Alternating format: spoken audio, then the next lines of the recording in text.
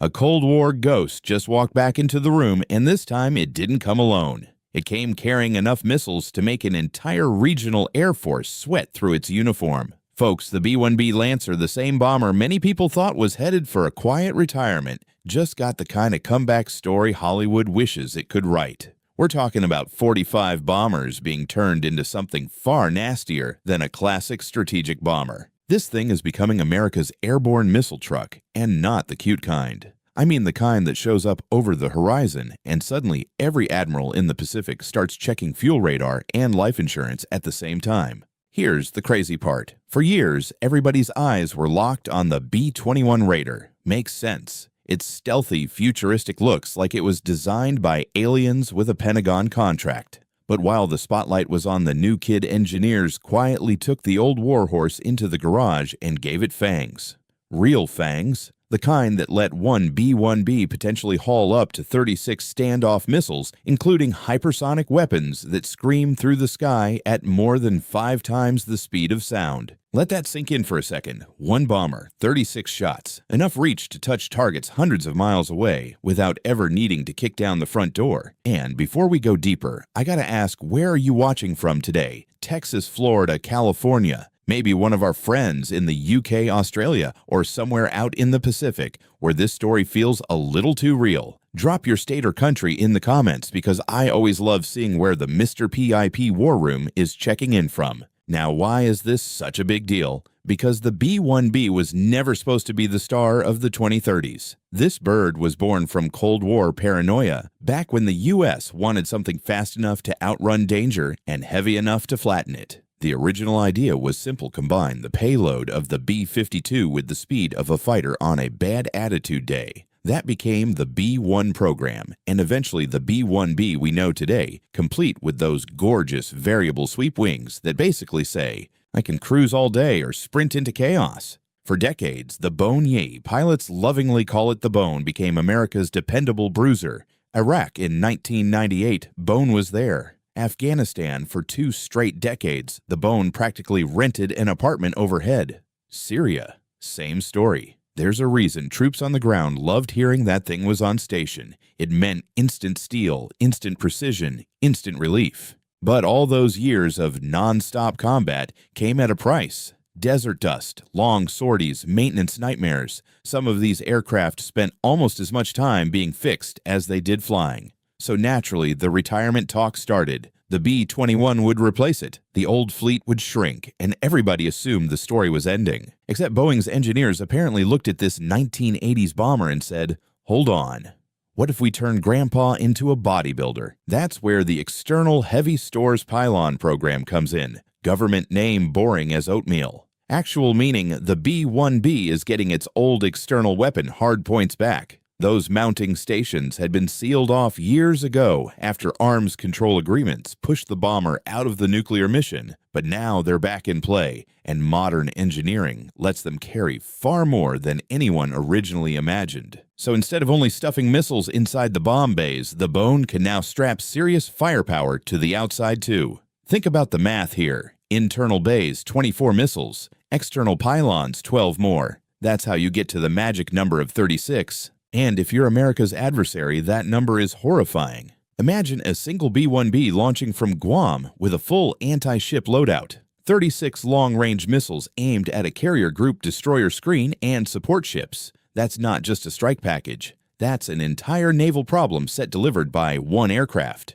So let me throw this one to you. If you were the commander planning the loadout, what goes on first? Hypersonics for strategic shock, LRASM for ship killing, or JASSM-ER for tearing open air defenses? I genuinely want to know how you'd play it. And here's the retention twist nobody saw coming. This may not even be the biggest reason the B-1B suddenly matters again. Because yes, China is building naval power fast. Yes, Russia still thinks in terms of long-range missile chess. Yes, Iran keeps forcing planners to think in layers. But the real reason this bomber's rebirth became urgent is something even bigger inside the Pentagon itself. America may be entering a dangerous bomber gap, and the Bone just became the fastest way to close it. Now here's where this story stops being a cool aviation comeback and turns into a full-blown strategic headache for America's rivals. The B-1B is no longer just a bomber, it's becoming a theater-level saturation strike platform, and that changes the war math in the Pacific overnight.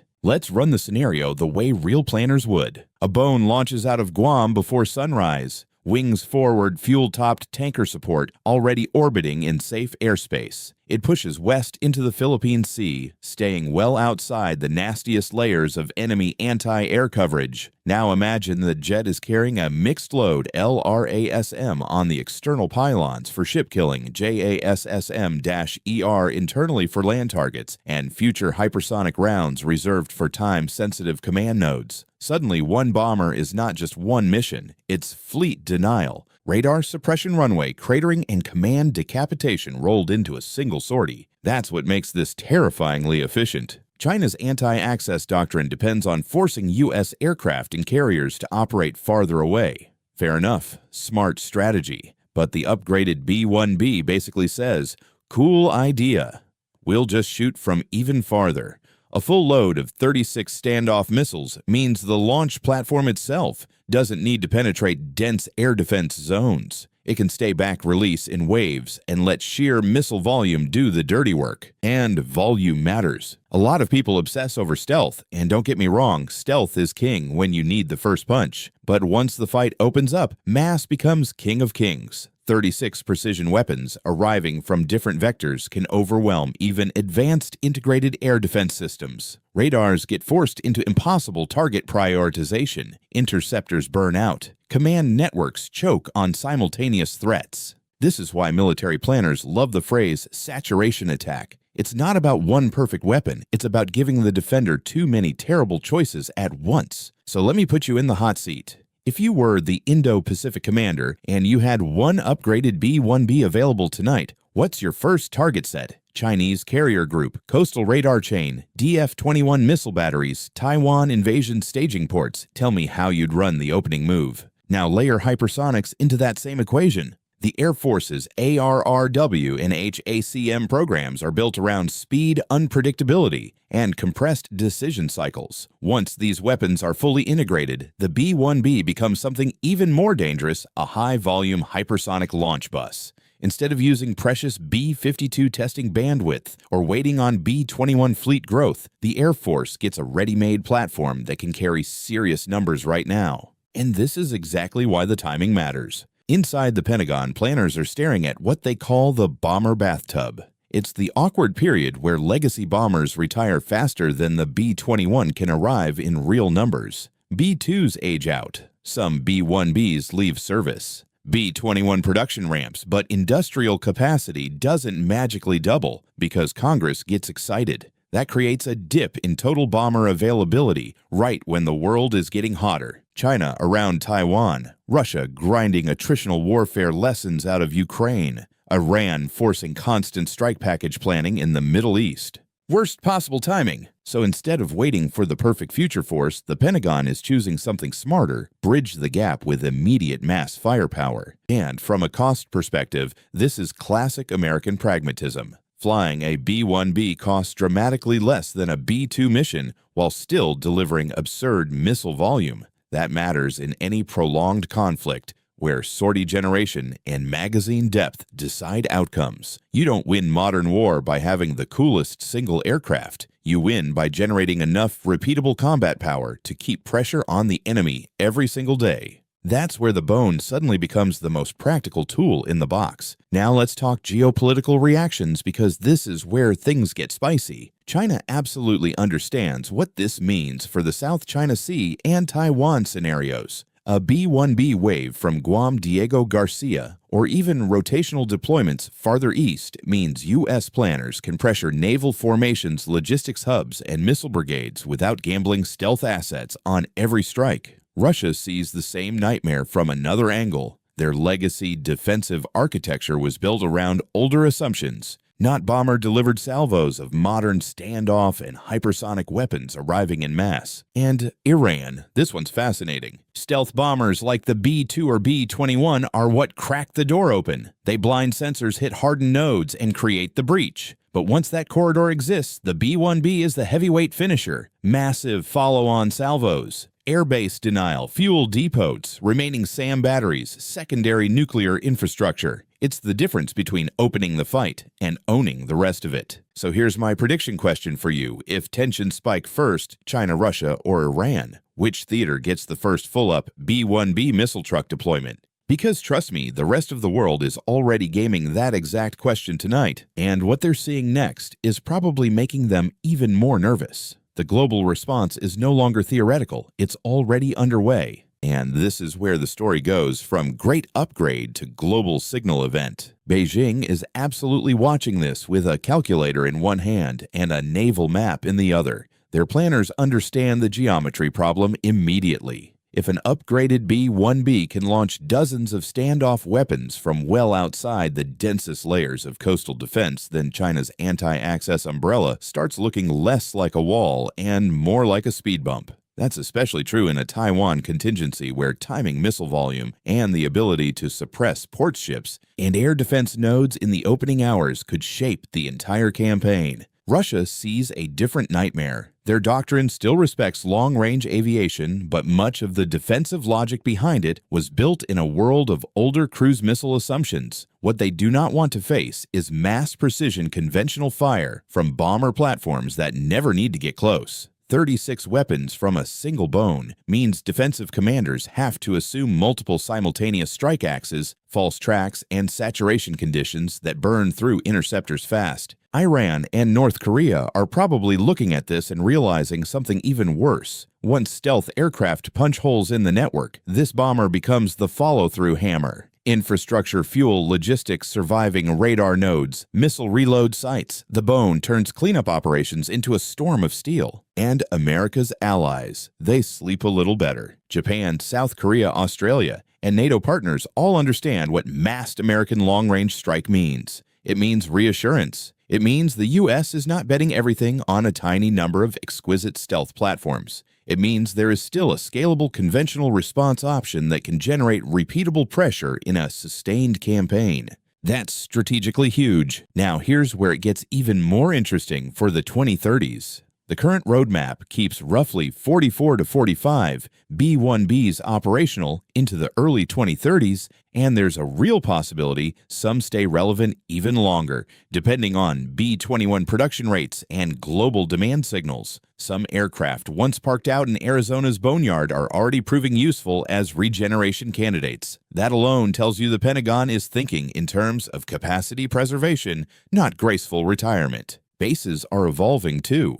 Runways, maintenance infrastructure, weapons, integration, workflows, all of it is being modernized so the current bomber fleet can coexist with the B-21 transition. That means this isn't some desperate patch job. It's a deliberate bridge strategy. And honestly, it's a very American one. Take an existing platform, understand its hidden strengths, add software pylons, modern weapons logic, and suddenly an aircraft born in the 1970s becomes one of the most relevant tools for a 2032 fight. That's the real genius here. Everybody got hypnotized by stealth headlines, AI kill chains, 6th-gen fighters, and all the sexy future war buzzwords. Meanwhile, engineers looked at the bone and realized something simple in modern conflict magazine depth still wins ugly wars. If you can deliver mass repeatedly from safe standoff range, you force the other side into a losing resource exchange. That's why this matters beyond just the B-1B.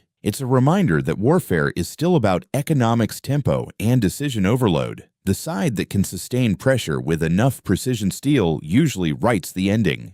So let me throw one last war room question to you. What do you think comes next after this drone swarms launched in coordination with B-1B salvos, HACM hypersonic cruise missiles as standard loadout B-21 stealth pathfinders paired with bones acting as arsenal bombers behind them? Personally, that last combo is the one I'd hate to see if I were sitting in Beijing. And now for the prediction segment I promised. Who reacts hardest, first China, Russia, or Iran? China has the most to lose in the maritime equation. Russia hates the standoff mass fire problem. Iran has the least margin once stealth creates the breach. My money China watches this closest because this directly threatens the kind of naval concentration and coastal missile doctrine they've spent years building. But I want your take. If you were sitting in the command chair tonight, what worries you more, a handful of stealth bombers nobody sees, or 45 B-1Bs capable of throwing more than 1,600 missiles into a campaign window. That number alone is why this upgrade matters. Not because it's flashy, because it bends strategic planning. It buys time for the B-21. It strengthens deterrence right now. And it proves that old platforms with the right modernization path can still punch far above their age. The bone was supposed to fade quietly into history. Instead, it just grew new teeth. Sharper than Beijing expected, heavier than Moscow planned for, faster than Tehran can comfortably model. And if history teaches us anything, it's that the most dangerous American weapon is often the one everyone assumed was old news. Drop your prediction in the comments. What platform or weapon system does the U.S. unleash next in this bomber evolution?